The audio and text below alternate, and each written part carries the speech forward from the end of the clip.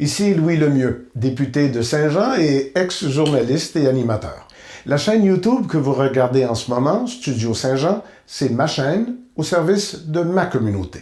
Comme ça, j'espère pouvoir aider les gens d'ici à mieux communiquer entre eux et avec vous.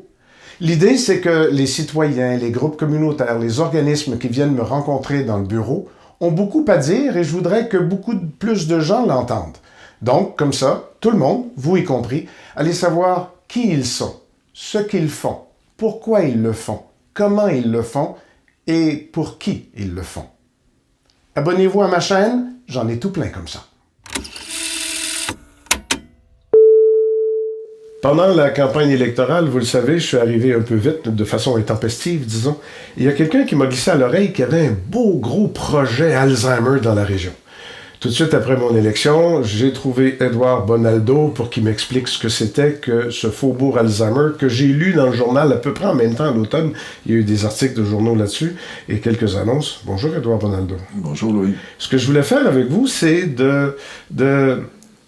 une mise à jour de tout ce qu'on a entendu parler. Moi, j'avais même entendu parler au début d'un village Alzheimer. Remarque le mot faubourg, j'adore, là, j'espère qu'on va le garder. Mais là, j'en ai appris beaucoup plus sur ce que c'est que ce projet. Mais j'avoue que dans la population, on en a entendu parler, on a vu un article passer, mais je me disais, on va se faire une petite mise à jour pour voir où on en est maintenant, parce que c'est un projet qui va durer un certain temps, et on pourra comme ça mieux comprendre de fois en fois, puis franchir les étapes ensemble. Ouais. Mais avant ça, Edouard Bonaldo, Faubourg Alzheimer, oui, mais Edouard Bonaldo, en entreprise, en emploi, en création d'emplois, il est encore bien occupé.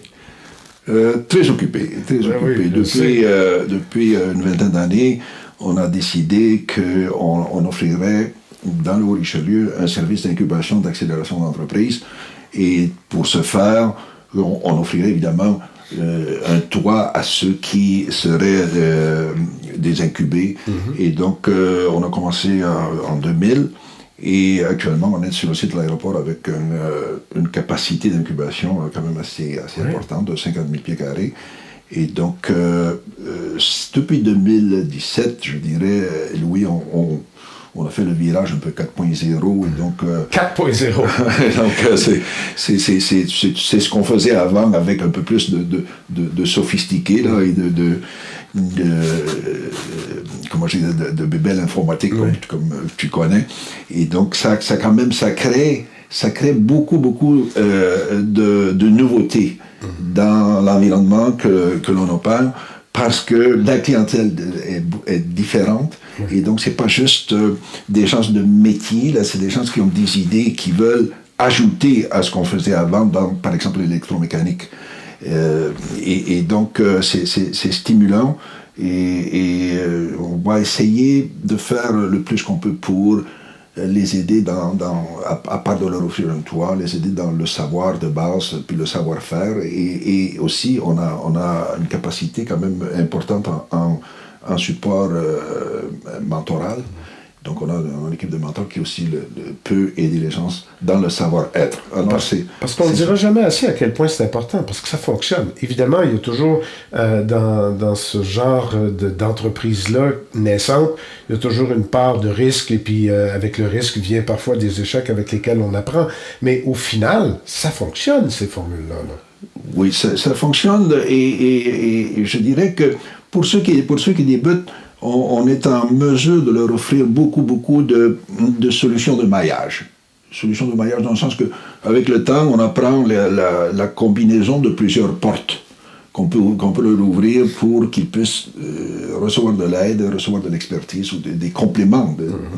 Et donc, c'est sûr que à part les services de base, on leur offre des compléments qui les accélèrent finalement au tout début et qui leur permettent peut-être de faire moins d'erreurs. Oui, d'éviter les écueils que d'autres ont fait avant eux. Le mentorat là-dedans est payant. Là. Le mentorat est très efficace. En fait, aujourd'hui, il est presque imposé soit par les banques, ceux qui investissent, vont toujours aujourd'hui voir de quelle façon tu es entouré, de quelle façon tu es aidé quand tu fais face à l'adversité. Là. Donc, c'est de plus en plus utilisé, le service mentorat. Et on est en pénurie de main-d'œuvre, mais on n'est pas en pénurie d'entrepreneurs, sauf que les entrepreneurs doivent composer avec cette réalité économique-là de la pénurie de main-d'œuvre. Il y a des choses qui sont plus compliquées qu'elles ne l'ont déjà été, là. Oui, la pénurie de main-d'œuvre, c'est que si on regarde de façon superficielle, on peut dire qu'il y a une pénurie de main-d'œuvre qui est évidente. Si on regarde un peu plus en profondeur, on peut voir qu'il y a des solutions qui peuvent être mises en place pour diminuer ce problème-là, pour le réduire à presque rien. Dans le sens que si on élève les chances, si on essaie à l'entrée les postes d'entrée, si on essaie d'être un peu plus, comment je dirais, un peu plus aidant, que ce soit pour la formation spécialisée, que ce soit pour la façon de le savoir-faire en matière de gestion, le savoir-faire en matière de ressources humaines, en matière de finances, ça fait en sorte que tu gardes un peu plus de temps et tu peux attirer aussi. Si tu travailles avec tes employés comme étant un tout dans la famille de l'entrepreneuriat, tu vas avoir moins de difficultés. Mais moi, je dis qu'il faut en élever à l'interne.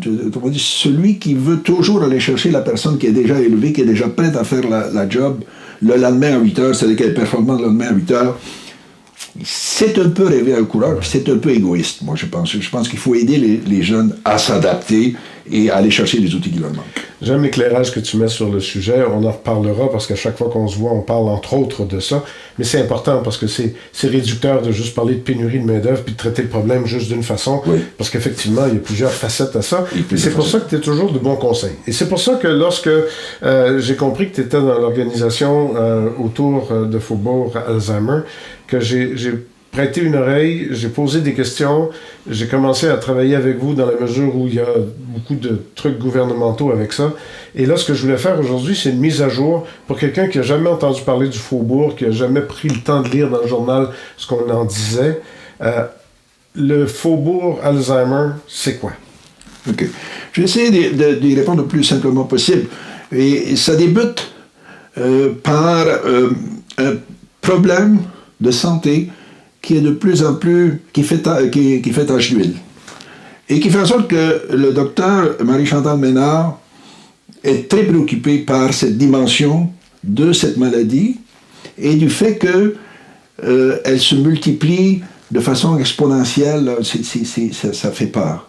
Ça fait peur au point où dans les CHSLD, la clientèle qu'on appelle Alzheimer est de plus en plus nombreuse et lourde. Oui. Et ça pose un nouveau problème aux gestionnaires de la santé de gérer cette clientèle. Ça pose un problème de santé, ça pose un problème de dignité. Oui, voilà. Et c'est ça qui préoccupait Dr Ménard, qui a fait part à un moment donné qu'elle avait entendu parler d'un projet aux Pays-Bas où on se préoccupait déjà de ce phénomène depuis quelques années, et on avait trouvé des solutions qui lui plaisaient. Elle a fait part de ça à son entourage, et à un moment donné, je me suis trouvé dans son entourage, et j'ai réalisé que, un, elle avait raison au niveau de l'ampleur, et deux, pour avoir eu des cas dans l'approche famille, comme la plupart d'entre nous, je savais que la question de la dignité prenait aussi de plus en plus de place dans nos réflexions, dans notre questionnement.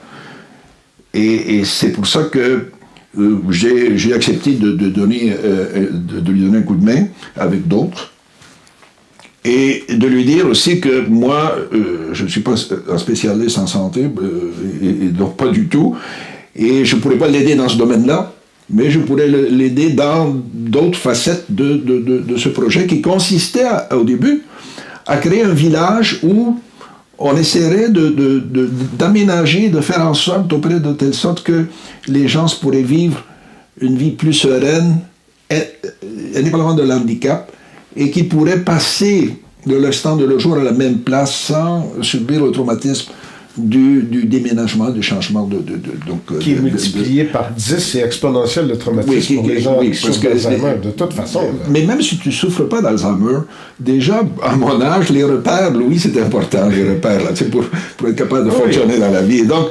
je le risque que c'est important. Et ce qui est arrivé au tout début, on a fait une réunion de groupe où on était peut-être 40, une quarantaine. Et là est sortie l'idée que on devait peut-être penser beaucoup plus à un quartier qu'à un village. Un quartier où il y aurait de la clientèle, de toutes sortes de clientèle, c'est-à-dire la clientèle que tu trouves dans le paysage général là, d'une ville. Donc une clientèle qui est en santé, une clientèle qui déjà peut-être peut voir qu'il y a des problèmes qui arrivent, donc qui peut chercher un tremplin là, vers quelque chose d'autre. Et donc, l'idée du quartier a été retenue cette journée-là, et je crois que c'est l'élément clé de notre projet, à part le volet santé, là, mais d'essayer de reproduire un environnement où la personne qui perd quelques facultés peut se reconnaître, peut se rappeler des choses, et peut fonctionner. Tout en étant en baignant dans la dignité, dans le confort. Oui. La dignité, c'est un autre élément qui est important, que je veux dire. Pourquoi? Parce que la dignité, tu ne peux pas juste dire aujourd'hui, on décide qu'on va faire ça dans la dignité. Oui. Pas assez. Il faut que ça devienne culturel, il faut que ça devienne un réflexe naturel. Et donc, l'entourage, dont je fais partie, on essaie de voir qu'est-ce qu'on peut ajouter à ce que le docteur Ménard veut faire, parce qu'elle va avoir un laboratoire aussi, le laboratoire qui va étudier la santé, mais qu'est-ce qu'on peut faire pour créer cet environnement-là et l'inculquer. L'inculquer, ça veut dire que les gens vont prendre une habitude qui va rester, et qui va rester de façon pérenne. Alors, c'est ce défi-là qu'on se donne finalement, et qu'on essaie de voir de quelle façon on y répond. Alors, le quartier Alzheimer, ça va être un endroit où on veut installer une capacité de 270 résidents, qui va nécessiter, grosso modo, à peu près 150 ressources pour supporter ces gens-là. Est-ce que je simplifie trop si je dis que c'est un endroit où des gens qui se seraient éventuellement retrouvés en CHSLD avec des problèmes Alzheimer se retrouvent entre elles avec des soins spécifiques juste pour elles? C'est-tu trop simple? Ben, c'est pas trop simple. La seule chose qu'on veut ajouter, c'est que on veut les occuper aussi, ces gens. Oui, non, ça c'est la philosophie de l'histoire. Oui, mais sinon c'est ça, oui. OK, parce que l'idée c'est de dire d'abord sur le plancher des vaches, là, parce que le village, on comprenait tous ce que c'était, mais c'était pas nécessairement la meilleure idée, mais on comprend que le village, c'était fait sur mesure pour les gens Alzheimer. Là, un quartier sur mesure, déjà, c'est plus difficile à saisir, mais dans le fond, ce qu'on va faire, c'est qu'on va implanter dans un quartier les installations nécessaires pour soigner et laisser bien vivre des gens qui sont victimes d'Alzheimer. Exactement. Et sur mesure pour eux. Sur mesure pour eux. Mais il y a la philosophie derrière, parce que c'est ça qui vient des Pays-Bas aussi. C'est l'idée de ce que moi j'appelle le carpe diem, c'est-à-dire de les laisser bien vivre, le plus longtemps possible. Le bien vivre et éviter les écueils de façon soit mécanique, ou soit par le support du personnel, mais surtout par des installations que aujourd'hui on peut rendre disponibles, éviter qu'ils se fassent mal ou éviter qu'ils aient des problèmes sans avoir le secours immédiat. Là, donc c'est un endroit... un milieu sécurisé, mais en même temps... sécurisé dans tous les sens du terme. Oui. C'est ça que je veux souligner, dans tous les sens du terme. Et il faut... Comment je dirais, il faut que dans cet ensemble-là, il y ait de la vie. Il faut que les gens puissent pouvoir poser des gestes pas compliqués parce qu'ils ne sont pas en mesure de faire. Donc il faut que ce soit très simple. Oui. Et s'ils se trompent, il y a quelque chose qui va se passer pour pour sauver la mise. Là. Oui, c'est une population qui aime marcher, mais ils se perdent actuellement, on le voit dans les médias. Donc la sécurité, va être importante sans qu'on ait l'air d'être dans une prison. Là, j'aime ça que tu le dises comme ça, parce que des fois, il n'y a rien comme mettre les bons mots. Oui. D'ailleurs, je ne sais pas si vous allez me chicaner, mais j'ai abordé Marguerite Blais parce que je voulais qu'elle vienne vous rencontrer ici, puis j'attends qu'elle puisse me confirmer ça, mais elle voulait savoir de quoi il était question. Mais j'ai dit, regarde, là, je simplifie là, le plus petit des dénominateurs communs, Marguerite, là, mais j'ai dit, dans ma tête, moi, ce que j'en comprends, puis ce que je vois, ce que je constate, c'est que c'est comme le concept de ta maison des aînés, mais la maison des aînés Alzheimer. C'est un petit peu ça, là. C'est grossier comme comparaison. Mais c'est un peu ça. Quand on voit la maison des aînés de Marguerite à côté des CHSLD, on comprend qu'on veut humaniser, qu'on veut plus de respect. Mais on veut qu'ils soient bien soignés, qu'ils soient... Bon. Et là, ce serait genre une maison des aînés spécialisée Alzheimer. Quand je lui ai dit ça, elle a ouvert les grands yeux. Elle a dit, j'aime ça, Louis. Oui. Et puis, donc, je pense qu'elle va venir nous visiter bientôt. On va pouvoir lui présenter le projet, là. Oui. L'élément qui est important, je crois, qui est au centre aussi de nos préoccupations, c'est qu'il faut faire la démonstration au gouvernement dont tu fais partie, qu'on peut faire ça, on peut offrir ce produit à un prix de revient qui ne soit pas supérieur à votre moyenne actuelle. Oui, ça, parce que sinon, on ne pourra pas traverser la dimension économique. La dimension économique. Mais de toute façon, vous avez déjà commencé à travailler avec le ministère.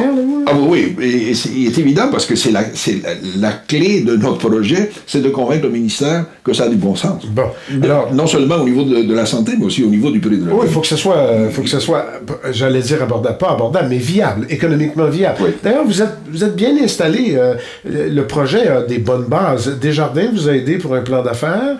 Vous avez des bonnes bases. Le projet est solide, le plan d'affaires aussi. Si, en terminant, là, parce qu'on va se faire une autre mise à jour, quand Mme Blais viendra, on se fera une mise à jour, puis tu me diras où on est rendu, puis ce qu'on a montré à Mme Blais. Mais en terminant, concrètement, dans la tête des gens qui nous regardent depuis tantôt, puis qui disent, ouais, mais c'est où ça? C'est quoi ça? Ça va avoir l'air de quoi ça? Là, on parle de quoi? On parle d'un projet pilote de ces faubourgs Alzheimer qu'on expérimenterait ici, mais en ne mettant pas ça ici, là, à la place d'un CHSLD au centre-ville, là, c'était pas ça l'idée. C'est un projet qui requiert son espace vital. Donc, qui a besoin d'un minimum de 20 hectares de superficie, mais qui peut se coupler avec des installations existantes qui pourraient être périphériques, hein, c'est un endroit où on installerait, qui ferait en sorte que ces installations-là pourraient servir de clientèle.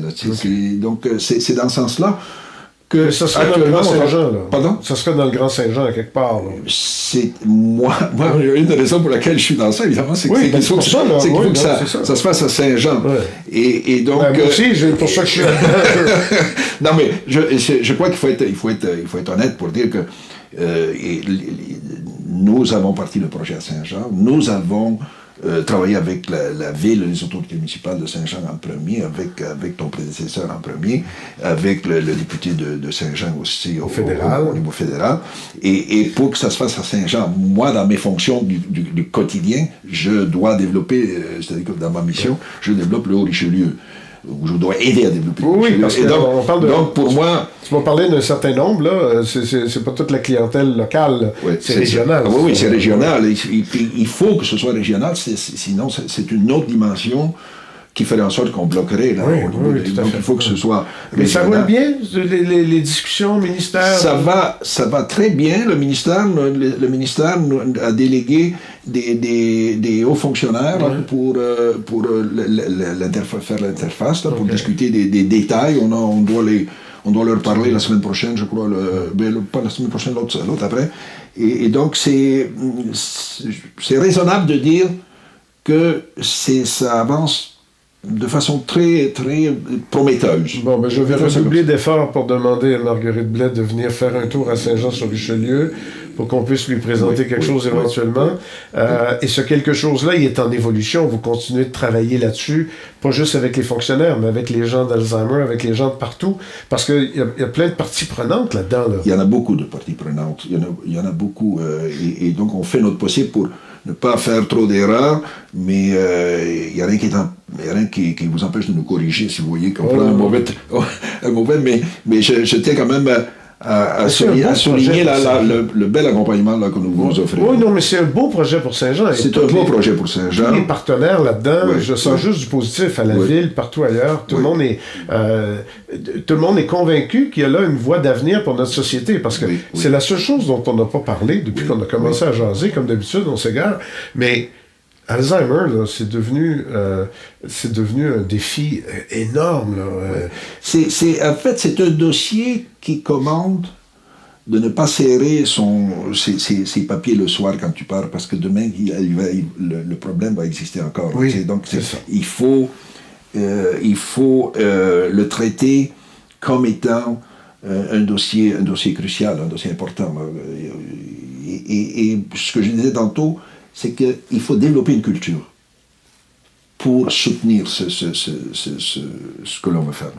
On se donne rendez-vous bientôt pour la suite des choses, en espérant que ça continue de bien aller, puis si ça va pas assez bien, on travaillera plus fort. Ça me fera plaisir. Merci, Édouard. Merci, Louis.